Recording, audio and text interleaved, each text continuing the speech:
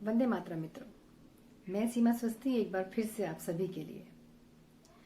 आज का विषय एक बहुत ही अनूठा और अद्भुत विषय है जो कि आज कल बहुत कम लोग अपना रहे हैं, लेकिन अब वो संस्कृति वापस से आ रही है। जैसा कि आप जानते ही हैं कि हमारे भारतीय संस्कार में जन्म से लेकर मृत्यु तक 16 संस्कार निश्चित किए गए हैं मनुष्य के लिए। हमारा आयुर्वेद भी इसको मानता है और हमारा भारतीय संस्कृति, हमारा इतिहास इसको मानता है। आपने शायद सुना भी होगा। उसमें से एक सबसे अनूठा और महत्वपूर्ण एक संस्कार है, वो संस्कार कहलाता है वैदिक गर्भ संस्कार। आपने नाम सुना भी होगा कि गर्भ संस्कार क्या होता है। गर्भ संस्कार होता है कि जब माँ अपने नन्हे शिशु को जन्म देती है, गर्भ धारण से पहले से लेकर प्रसव तक जो प्रक्रियाएं उसके साथ की जाती हैं, जो उसका भोजन निश्चित किया जाता है, जो औषधियां निश्चित की जाती हैं, वो गर्भ संस्कार कहलाता है। कि इस करने की, गर्भ संस्कार करने की एक अलग तरह की विधि है। अब तो ये मॉडर्न साइंस भी मान चुकी है कि यदि गर्भ के दौरान गर्भवती स्त्री यदि खुश रहती है, स्वस्थ रहती है, शांत रहती है, संयम में रहती है, स्थिर रहती है, तो उसका संतान भी बिल्कुल वैसी ही होगी जो गर्भवती के, जब गर्भ के समय में जिस तरह की माँ का व्यवहार था, उसी तरह से उसकी आने वाली संतान भी रहती है। ये तो मॉडर्न साइंस भी मान चुका है। अब क्योंकि कहते हैं कि जब हम धरती माँ पर अपनी कृषि के लिए हम धरती माँ को तैयार करते हैं, कोई फसल के लिए हम तैयार करते हैं, तो हमें क्या करना पड़ता है, पहले उस धरती की काट छांट करनी पड़ती है। पूरा उसकी अच्छे से हम कटाई करेंगे, छटाई करेंगे, उसकी नुलाई करेंगे, तब जाकर हमारी धरती माँ एक नए फसल के लिए तैयार होती है। हमने कृषि के लिए तो हमने ये रीति आज तक अपनाई हुई है। आने वाले कई सालों तक, जब तक ये धरती रहेगी, तो शायद ये रीति चलती रहेगी। परंतु हम वो वाली रीति क्यों भूल गए जब हम एक माँ अपने शिशु को संस्कारों द्वारा पैदा करती थी। हम वो क्यों भूल गए? जब धरती माँ में हम लोग चाहते हैं कि हम धरती माँ को हमने तैयार किया, उत्तम किस्म का उसमें बीज डाला, तब हम जाके एक फसल तैयार करते हैं। ठीक इसी तरह हमें अपनी जो आने वाली जो बच्चियां हैं, जो महिलाएं हैं, जो माँ बनना चाहती हैं, हम उनके साथ ऐसा काम क्यों नहीं करते हैं?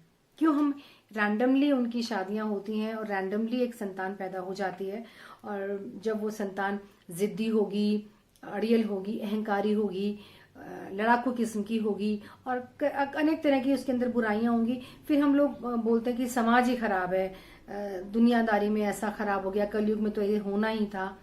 तो क्यों नहीं हम लोग पीछे सतयुग की ओर झांकते कि पहले संतान कैसी हुआ करती थी और किस प्रकार से और क्या क्या तैयारियां हम लोग करते थे।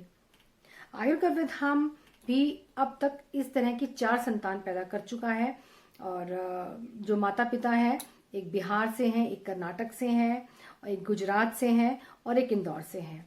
4 हम लोग दंपत्ति की संतान इस तरह से यहाँ से पैदा हो चुकी हैं, जो कि हम लोग, मैं ये बोलूंगी कि बहुत ही संस्कारवान और आदर्शवान हमारी ये जो महिलाएं हैं जिन्होंने इस तरह की संतान पैदा की है।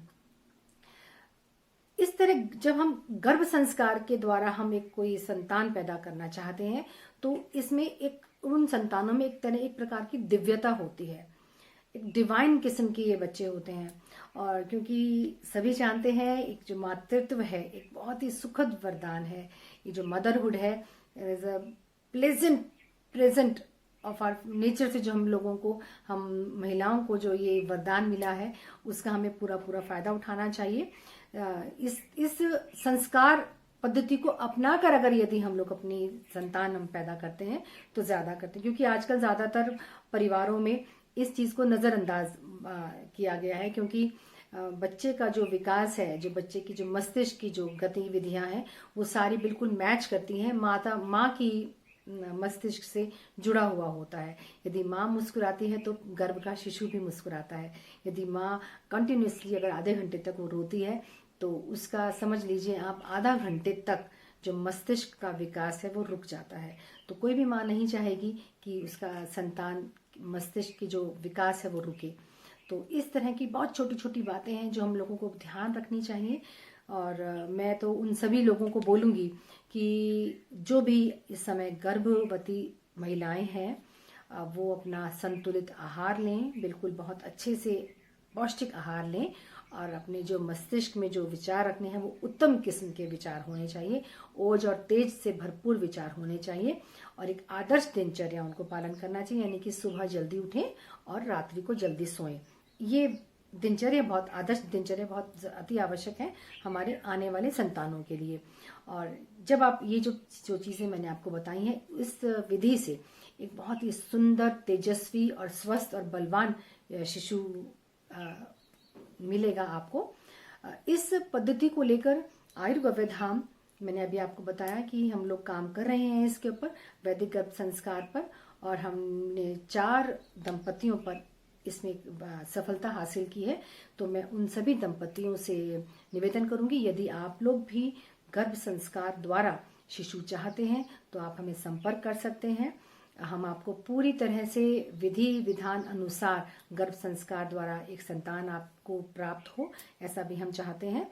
और यदि आप और भी कोई जानकारी आप लेना चाहते हैं तो आप हमारे जो मैं नंबर बताने वाली हूँ आप उन पर संपर्क कर सकते हैं। 9991999622 एक नंबर और लिख लीजिए, 9953204068। ये 2 नंबर्स पर आप हमसे संपर्क कर सकते हैं। व्हाट्सएप पे हम लोगों से आप जुड़ सकते हैं, बात कर सकते हैं, पूछताछ कर सकते हैं। तो मैं चाहूँगी कि भारत की आने वाली जो संतान है वो तेजस्वी हो, ओजस्वी हो और यशस्वी हो। इस तरह की एक उत्तम संतान के साथ हमारा आने वाला जो भारतवर्ष है बिल्कुल तेज से भरपूर होना चाहिए। तो इसी मंगल कामना के साथ कि आपके परिवारों में उत्तम संतान पैदा हो और इसी प्रकार की ओज और तेज से भरपूर संतानें हमारे आंगन में खिलें। तो इसी आप लोगों की उत्तम स्वास्थ्य और उज्जवल भविष्य की कामना करता है। और इसी के साथ एक बार और महत्वपूर्ण सूचना मैं देना चाहूँगी कि आयुर्गव्य धाम अपना पंचगव्य प्रशिक्षण शिविर शुरू कर चुका है। उसका जो भी दूसरा ग्रीष्मकालीन सत्र है वो 5 मई से शुरू होगा। इसके बारे में आप जानकारी लेना चाहें तो आप हमसे फ़ोन करके कांटेक्ट करके ले सकते हैं। तो इसी उत्तम कामना के साथ कि आप भी यदि एक गर्भ संस्कार द्वारा एक सुंदर दिव्य संतान पाना चाहते हैं तो आप हमें संपर्क कर सकते हैं। इसी कामना के साथ वंदे मातरम।